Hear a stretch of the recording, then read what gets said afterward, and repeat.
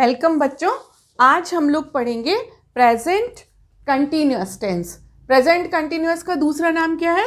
Present progressive tense. Continuous means लगातार, यानी इसके नाम से ही स्पष्ट है कि प्रेजेंट यानी ये वर्तमान काल, और इसकी वर्ब कैसा काम करती है? लगातार, कंटिन्यू करती है काम इसमें। प्रोग्रेसिव का मतलब भी लगातार, यानी इस टेंस की वर्ब लगातार एक्शन करती है, इसलिए इसको क्या बोलते हैं? प्रेजेंट कंटिन्यूअस टेंस या प्रेजेंट प्रोग्रेसिव टेंस। अब इसका हम यूज देखते हैं कि यूज क्या क्या है। एक तो इस टेंस में जो भी वर्ब एक्शन करती है वो एक्शन कब? At the time of speaking, यानी बोलते समय वो कार्य किया जाता है। जैसे मैं आपको पढ़ा रही हूँ तो पढ़ाने का काम कब कर रही हूँ? जब मैं अभी, at the time of speaking, बोलते समय, एट दिस मोमेंट। तो प्रेजेंट कंटिन्यूअस का पहला यूज तो क्या होता है कि बोलते समय जब कोई कार्य किया जाए उस कार्य को जिस टेंस में लिया जाता है, that is present continuous tense. दूसरा, यदि बोलते समय वो कार्य नहीं किया जा रहा है लेकिन एक लार्जर सेंस में वो काम थोड़ा पहले से थोड़ा आगे तक चल रहा है, जैसे कि एक सेंटेंस है, वह कार चलाना सीख रहा है। तो at the time of speaking, at this moment वो कार नहीं चला रहा लेकिन वो कार चलाना सीख रहा है। तो ये क्या है? ये थोड़ा लार्जर सेंस में इसका यूज किया गया। तीसरा use, action going to take place in near future. Near future, आने वाले समय में यदि कोई कार्य होने वाला है लेकिन वो कार्य प्री प्लान्ड होना चाहिए, वो कार्य निश्चित होना चाहिए, तब उस कार्य को, उस वर्ब को हम प्रेजेंट प्रोग्रेसिव टेंस में लिख सकते हैं। तो ये तो क्या हुए? इसके यूजेस हुए। लेकिन बच्चों, हमारी तो मदर टंग हिंदी है, तो हमको जब हिंदी में सेंटेंस को पहचानना बहुत ज़रूरी है, और जो जूनियर लेवल पे ट्रांसलेशन भी पूछी जाती है। तो यदि हम सेंटेंसेस को हिंदी में पहचान लेंगे तो निश्चित रूप से टेंस को आइडेंटिफाई करने में हमको बहुत हेल्प मिलेगी और ट्रांसलेशन भी हमसे आसान हो जाएगी। तो हम देखते हैं इस सेंटेंस में इस टेंस में हिंदी के सेंटेंसेस कैसे आते हैं। लड़कियां गाना गा रही हैं, गा रही हैं, रही है आया।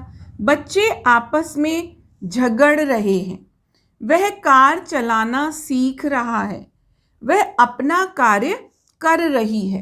यानी क्या देखा कि सेंटेंस के अंत में रही है, रहे हैं, रहा है आता है, और रहा, रही, रहे हैं, यही कंटिन्यूटी वर्ब का जो एक्शन है वो बतलाते हैं कि वो अभी चल रहा है, लेकिन इसमें टाइम नहीं रहता है। ये इंपॉर्टेंट बात है कि टाइम नहीं होता है। यदि टाइम होगा तो फिर टेंस बदल जाएगा। लड़कियां गाना गा रही हैं, लड़कियां सुबह से गाना गा रही हैं, तो सुबह से आने पर वो टेंस कौन सा हो जाएगा? प्रेजेंट परफेक्ट कंटिन्यूअस हो जाएगा। तो हमको जब सेंटेंस आइडेंटिफाई करें तो ये देखना है कि रही है, रहे हैं, रहा है, लेकिन टाइम तो नहीं दिया हुआ है। यदि टाइम दिया है तो हम फिर इस टेंस में इन वाक्यों का ट्रांसलेशन नहीं करेंगे। तो क्लियर हुआ आपको? और दूसरी बात, इस टेंस में जो एक्शन होता है प्रेजेंट कंटिन्यूअस में, कैसा एक्शन होता है? अनफिनिश्ड, अधूरा होता है। लड़कियां गाना गा रही हैं क्योंकि अभी भी गा रही हैं, कुछ गा चुकी हैं, कुछ गा रही हैं, यानी गाने का कुछ पार्ट उनने गा लिया है और अभी वो गाना चल रहा है। तो अनफिनिश्ड एक्शन होता है, इनकम्प्लीट होता है, वो काम पूरा नहीं होता क्योंकि वो प्रोसेस में है, वो प्रोग्रेसिव है, वो कंटिन्यू है। तो वो काम कैसा होता है? इनकम्प्लीट होता है। इनकम्प्लीट एक्शन के लिए, अनफिनिश्ड एक्शन के लिए हम कौन से टेंस का यूज करते हैं? प्रेजेंट कंटिन्यूअस टेंस का यूज करते हैं। और अब हम लोग आगे देखेंगे कि इस सेंटेंस के, फिर से गलत बोल दिया, इस टेंस के सेंटेंसेस को इंग्लिश में कैसे ट्रांसलेट करते हैं। हमारा पैटर्न वही रहेगा। सबसे पहले हम लोग अफर्मेटिव सेंटेंस बनाना सीखेंगे, तो जल्दी से आप इसको नोट करें, इसके बाद में हम लोग अफर्मेटिव सेंटेंस सीखते हैं।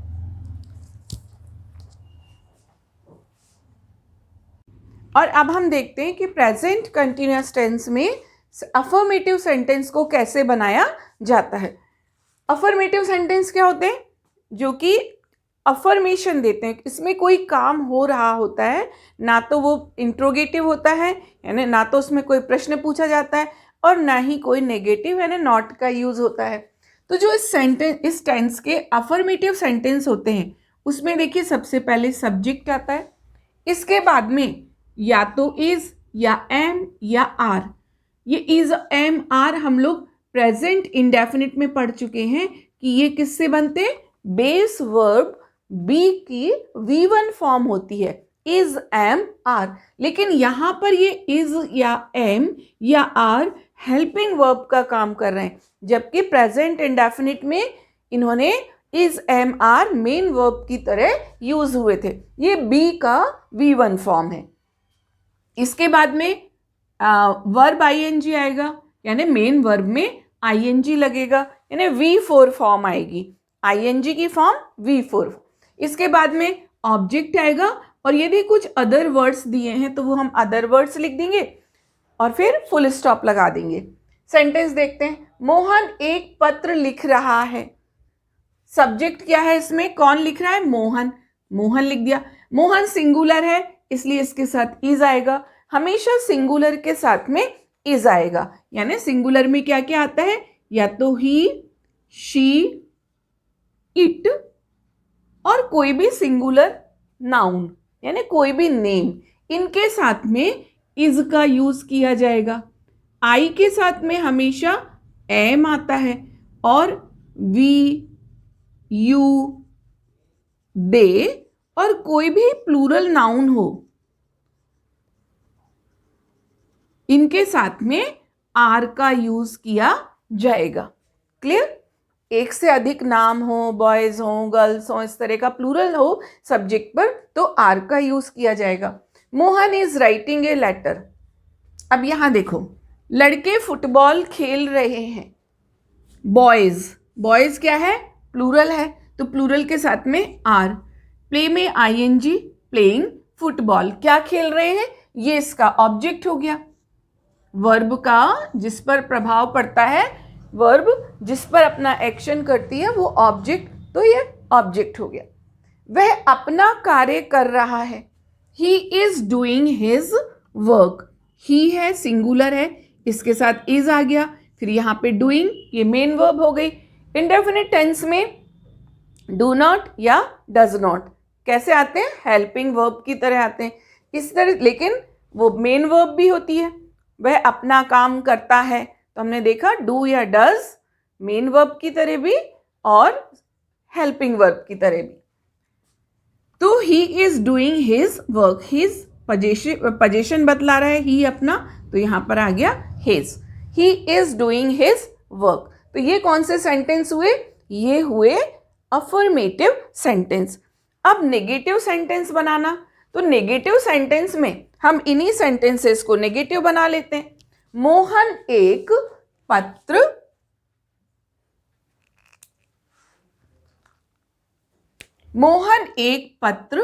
नहीं लिख रहा है, यहां हम लिख देते हैं नहीं। लड़के फुटबॉल नहीं खेल रहे हैं, नहीं हो गया। वह अपना कार्य नहीं कर रहा, यानी जो नेगेटिव सेंटेंस होगा उसमें हमेशा नहीं शब्द आएगा। यहां पर भी हम हेडिंग भी बदल देते हैं अपना, यहां पर कर देते हैं नेगेटिव सेंटेंस। जब नेगेटिव सेंटेंस होगा तो क्या होगा? सबसे पहले सब्जेक्ट आएगा is am are. Is am are के बाद में जो इंपॉर्टेंट बात है कि यहां पर नॉट आएगा, ये मैंने कैपिटल में लिख दिया, आपको बीच में कैपिटल नहीं लिखना है, मैं इसको सुधार ही देती हूं। तो यहां पर इज एम आर, इसके बाद में नॉट, नॉट के बाद में वही प्रेजेंट कंटिन्यूअस है तो वर्ब के साथ आईएनजी तो आएगा ही, फिर ऑब्जेक्ट, और यदि कुछ अदर वर्ड्स हैं तो उनको लिखेंगे और इसके बाद में फुल स्टॉप।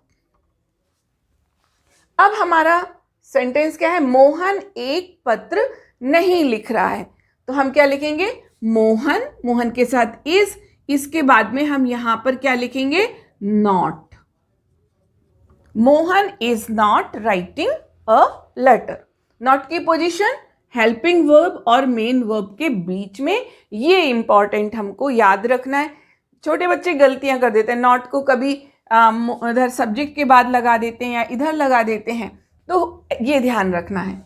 बॉयज आर, यहां पर भी हेल्पिंग वर्ब और मेन वर्ब के बीच में यहां पर हम लिख देंगे नॉट स्मॉल लेटर में। Playing football, he is doing his work. वह नेगेटिव क्या बनाया था, वह अपना कार्य नहीं कर रहा है। अब नॉट की पोजीशन कहां आ जाएगी, ही इज, यहां पर क्या आ जाएगा, not doing his work. Clear. तो हमने क्या देखा, अफर्मेटिव सेंटेंस कैसे बनाते हैं, सब्जेक्ट के बाद में is, am, are, V4 form यानी कि वर्ब ING, ऑब्जेक्ट और उसके बाद में अदर वर्ड्स। जब नेगेटिव बनाना हो तो सब्जेक्ट इज, एम, आर यानी हेल्पिंग वर्ब, इसके बाद में हम नॉट लगाएंगे, नॉट के बाद में मेन वर्ब के साथ में ING, फिर ऑब्जेक्ट और अंत में फुल स्टॉप। तो ये आप दोनों नोट कर लें, पहले अफर्मेटिव का भी, और जहां पे मैंने अफर्मेटिव पढ़ाया वहां वीडियो पॉज कर दें, उसको नोट कर दें। और इसके बाद में नेगेटिव में मैं अभी वीडियो पॉज रखती हूं, आप इसको भी नोट कर लें। और अब हम लोग देखते हैं इंट्रोगेटिव सेंटेंसेस, जो कि बहुत इंपॉर्टेंट हैं। इंट्रोगेटिव सेंटेंस जैसे हमने इंडेफिनिट टेंस में ही पढ़ा था, दो तरह से बनते हैं। कैसे, जब वाक्य की शुरुआत, किस वाक्य की, हिंदी के वाक्य की शुरुआत क्या से हो, यानी हिंदी का वाक्य जब शुरू हो तो उसमें पहले ही क्या आ जाए। क्या मोहन पत्र लिखता है, क्या लड़कियां गाना गाती हैं, क्या बच्चे आपस में क्या लड़कियां गाना गा रही हैं, क्या बच्चे आपस में झगड़ रहे हैं। तो शुरुआत किससे हुई, क्या से हुई। यदि हिंदी के वाक्य की शुरुआत क्या से हो तो हम सबसे पहले हेल्पिंग वर्ब लगाते हैं। हेल्पिंग वर्ब कंटिन्यूअस की कौन सी होती है, या तो इज, या एम, या आर। जो भी हमारा सब्जेक्ट है उसके अनुसार हम इज, एम या आर लगाएंगे। इसके बाद में सब्जेक्ट आएगा, सब्जेक्ट के बाद में वर्ब ING यानी V4 फॉर्म आएगी, फिर ऑब्जेक्ट आएगा। ऑब्जेक्ट के बाद में यदि कुछ अदर वर्ड्स हैं, कोई प्रीपोजिशनल फ्रेज है, कई बार एडवर्ब भी एंड में आ जाता है, कई बार कुछ और वर्ड्स आ जाते हैं, तो उनके बाद में फिर हम, इम्पॉर्टेंट बात ये है एक और, कि क्वेश्चन मार्क भी लगाना है, क्योंकि हमारा जो सेंटेंस है वो कैसा है, प्रश्नवाचक है। क्या मोहन एक पत्र लिख रहा है, मोहन के लिए सिंगुलर है मोहन।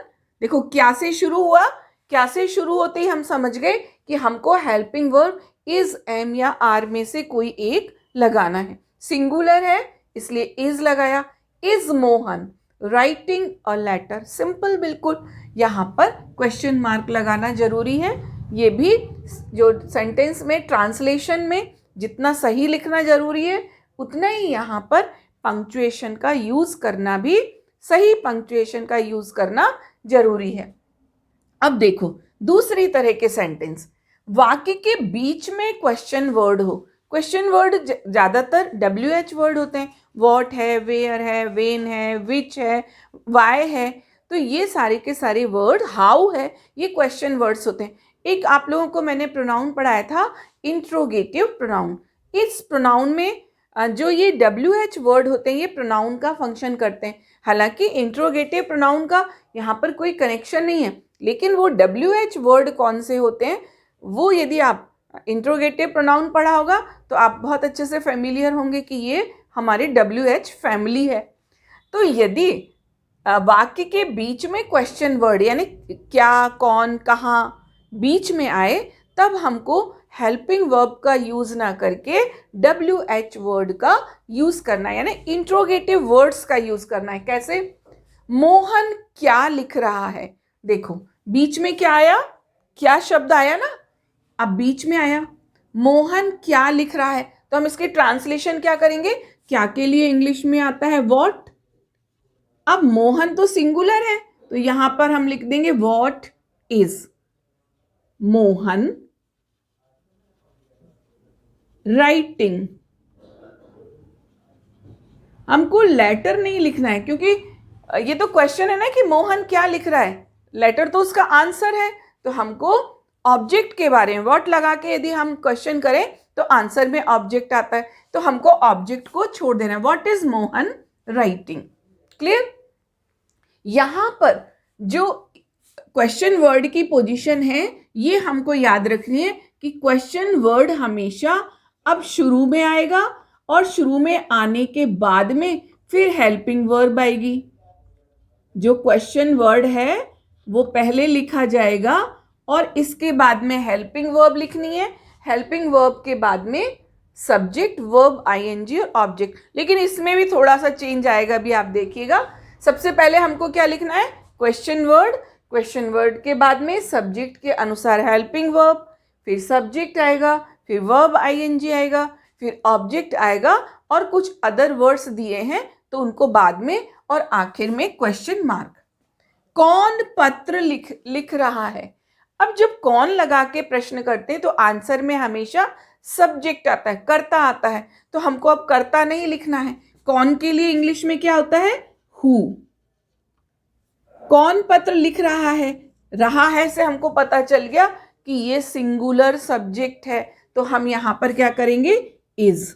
Who is writing. अब देखो यहां पर क्वेश्चन वर्ड भी आया, हेल्पिंग वर्ब भी आई और मेन वर्ब भी आई। बीच में सब्जेक्ट नहीं है। क्यों नहीं है? क्योंकि सब्जेक्ट का तो हम पता करना चाहते हैं, इसलिए हु के साथ में सब्जेक्ट नहीं आ सकता। Who is writing a letter, और यहां पर क्वेश्चन मार्क। मोहन कहां जा रहा है? कहां के लिए इंग्लिश में क्या आता है? वेयर। WHERE, where. वेयर के बाद में मोहन के लिए वही सिंगुलर है तो इज आ जाएगा। Where is. अब हम लोग सब्जेक्ट लिखेंगे केवल हु के साथ में, क्योंकि हु यदि क्वेश्चन हु से लगाकर प्रश्न करें तो आंसर में हमेशा सब्जेक्ट आएगा, यानी जो क्वेश्चन है उसमें सब्जेक्ट हो ही नहीं सकता। तो यहां पर जो सेंटेंस पैटर्न है वो इस तरीके से आएगा। मोहन कहां जा रहा है? वेयर इज मोहन, और वर्ब में आईएनजी गोइंग, क्वेश्चन मार्क। ये इसका देखो सेंटेंस पैटर्न है। मैंने नीचे लिखा सबसे पहले क्वेश्चन वर्ड्स, इसके बाद में इज या एम या आर। ये किसके अनुसार आएंगे? ये सब्जेक्ट के अनुसार आएंगे। यदि सब्जेक्ट सिंगुलर है तो इज आएगा, आई है तो एम आएगा, और प्लूरल है तो आर आएगा। वर्ब हमेशा जो भी कंटिन्यूअस टेंस है उसमें वर्ब के साथ में आईएनजी, ये प्रोग्रेसिव दिखाती है फंक्शन वर्ब का, या कंटिन्यूटी दिखाती है। इसके बाद में ऑब्जेक्ट आएगा, कुछ अदर वर्ड्स हैं तो वो आएंगे, और अंत में क्वेश्चन मार्क। तो ये कौन से सेंटेंसेस हुए? इंट्रोगेटिव सेंटेंस हुए। इनको, ये बहुत ही इंपॉर्टेंट है, ट्रांसलेशन पॉइंट ऑफ व्यू से बहुत इंपॉर्टेंट है, तो इनको आप नोट कर लें। इसके बाद में हम पढ़ते हैं कि इंट्रोगेटिव नेगेटिव सेंटेंस कैसे बनाए जाते हैं। अब हम देखते हैं कि प्रेजेंट कंटिन्यूअस में इंट्रोगेटिव नेगेटिव सेंटेंस कैसे बनाए जाते हैं। इंट्रोगेटिव नेगेटिव का मतलब है कि उसमें प्रश्न भी पूछा जाएगा और नहीं भी होगा, यानी क्वेश्चन जो उसमें क्वेश्चन मार्क भी लगेगा और सेंटेंस के अंदर नॉट भी आएगा। कैसे? क्या मोहन पत्र नहीं लिख रहा है? तो देखो क्या भी आ गया और नहीं भी आ गया। क्या लड़कियां पढ़ नहीं रही हैं? क्या और नहीं। अब इसका इम्पॉर्टेंट है कि हम इसका सेंटेंस स्ट्रक्चर सीखें और ये जाने कि नॉट कहाँ पर आएगा। सबसे पहले तो क्या से शुरुआत है, तो या तो इज या एम या आर। इसके बाद में सब्जेक्ट आएगा। सब्जेक्ट के बाद में इम्पॉर्टेंट है ये कि नॉट कहाँ आएगा, तो नॉट सब्जेक्ट के तुरंत बाद आएगा। अक्सर बच्चे क्या करते हैं, यहाँ इज एम आर के साथ नॉट लगा देते हैं या वर्ब आईएनजी के साथ में नॉट लगा देते हैं। तो हमको नॉट की पोजीशन देखनी है कि नॉट कहाँ आएगा? सब्जेक्ट के तुरंत बाद। वर्ब के साथ में क्योंकि कंटिन्यूअस टेंस है तो आईएनजी आना ही है, और इसके बाद में ऑब्जेक्ट आएगा। ऑब्जेक्ट के बाद में यदि कुछ अदर वर्ड्स हैं, कोई प्रीपोजिशनल फ्रेज है, एडवर्ब है, तो उनको हम बाद में लिख देंगे। अब सेंटेंस देखते हैं। क्या मोहन पत्र नहीं लिख रहा है? क्या के लिए इज, फिर हम सब्जेक्ट लिखेंगे मोहन, मोहन के बाद नॉट लगाएंगे, verb I N G, a letter. Is Mohan not writing a letter? बिल्कुल सिंपल सेंटेंस है। यही सिंपल सेंटेंस आपका बेस है। इसमें कितना भी आगे जोड़ते जाएं सेंटेंस बढ़ता जाएगा। क्या लड़कियां पढ़ नहीं रही हैं?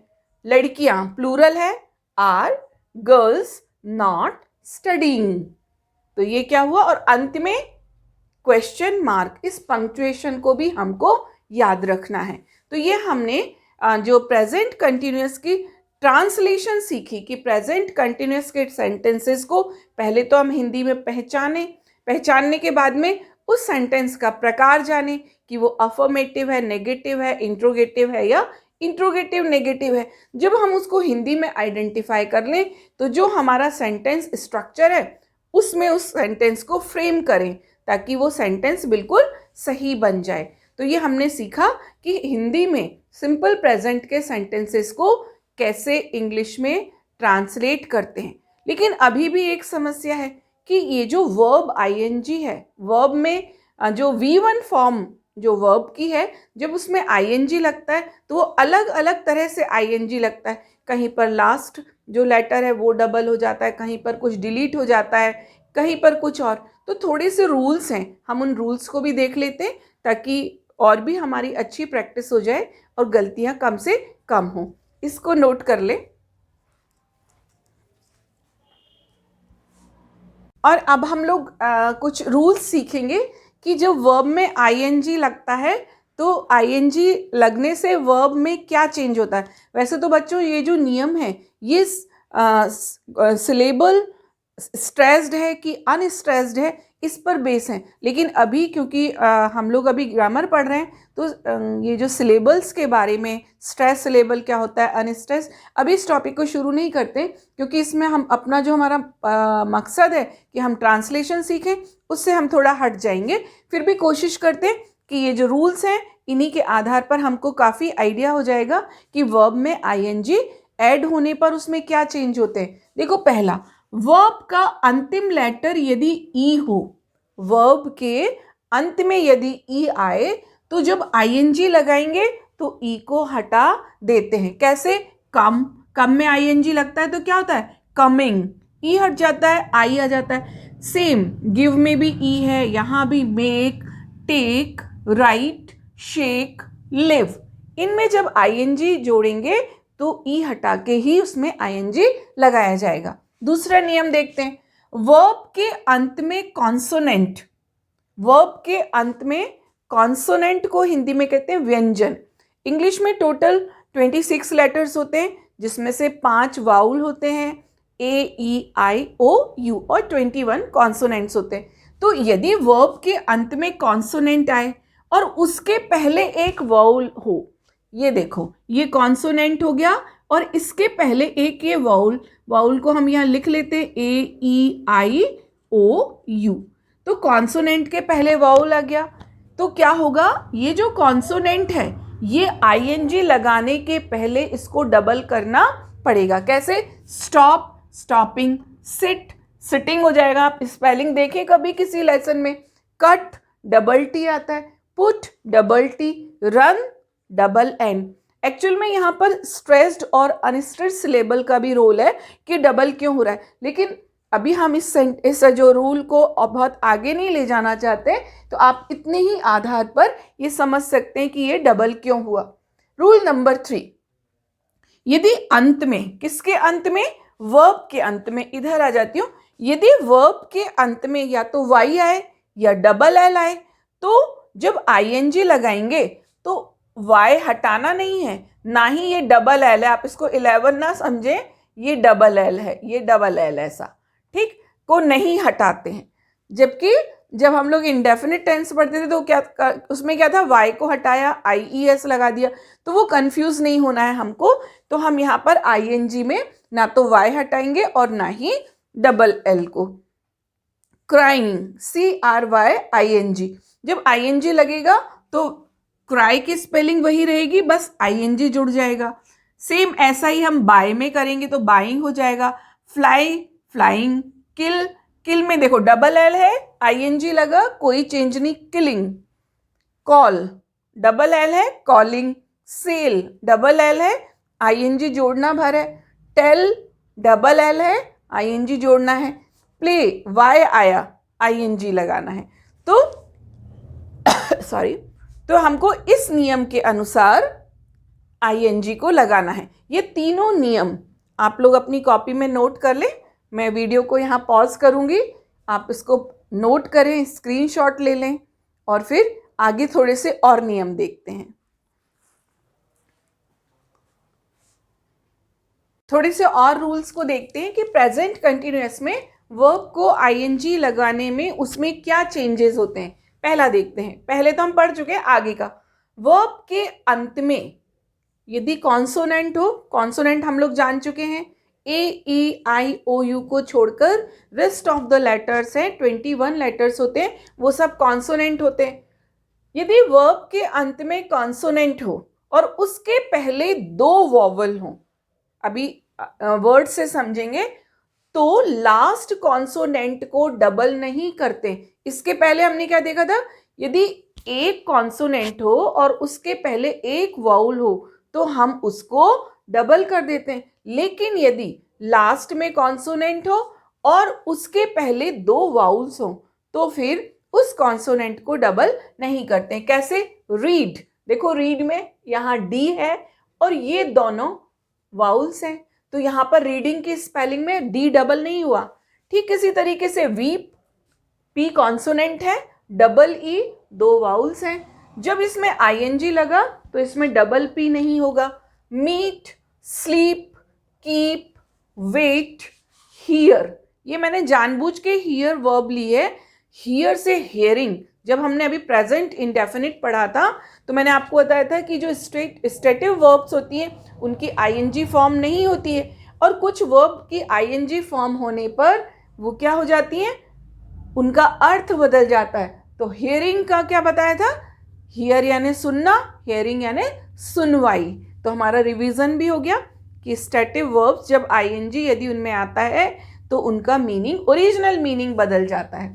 फिर देखो अगला रूल, वर्ब के अंत में एन, यदि वर्ब के अंत में एन आए और उसके पहले ए ई आई ओ यू, ये क्या है, वाउल्स हैं, आए तो एन डबल करते हैं। Begin, B E G I N, अंत में एन आया, एन के पहले आई, तो जब आईएनजी लगेगा तो देखो यहाँ पे डबल एन हो गया। सेम रनिंग में भी होता है, विनिंग में, स्पिनिंग में, पिनिंग में। लेकिन ओपन की स्पेलिंग, ओपनिंग में एन डबल नहीं होता। क्यों नहीं होता?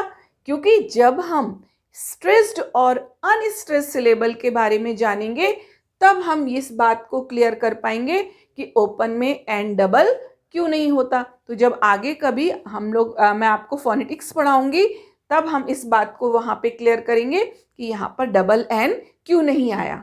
अगला रूल देखो, अंत में डबल ई आए तो डबल ई आई एन जी हो जाता है, यानी ऐसा नहीं कि दोनों ई हटा देंगे।